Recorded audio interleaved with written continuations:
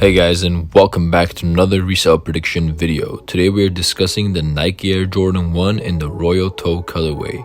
To get things started, after an early release given to those with exclusive access on the Nike Sneakers app, this sneaker is set to release on May 9th for a retail price of $170. Coming in a perfect blend of a royal blue, white, and black colorway, this sneaker has everyone's attention due to its similarity to the Air Jordan 1 fragment. Starting with my opinion on the shoe, I really like it. It's really plain and simple. Anytime we get a Jordan 1 with a colored toe, it's an instant classic and one people are going to do everything to get their hands on. Personally, I'm also a huge fan of blue sneakers, and I feel like the way they utilized the blue with the black and the white colors came out perfectly. I know some people wanted a slightly lighter shade of blue, but I am definitely not disappointed by how these actually came out.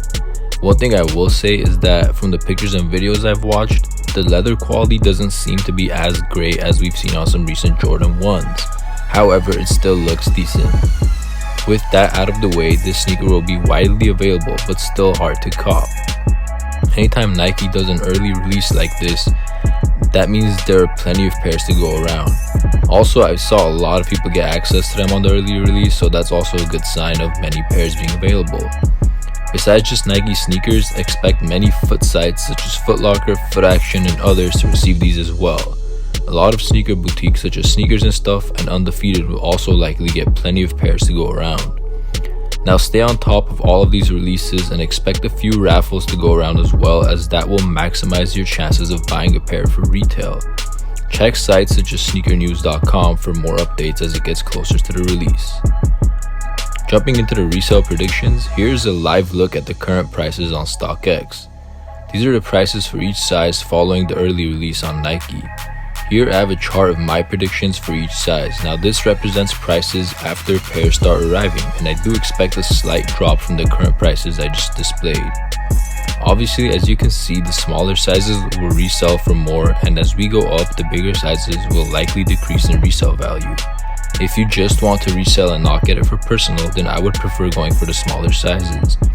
Having said that, it is also much harder copying the small sizes too, so you have to balance out your chances of getting a pair with making the most money per pair and decide how you want to approach that.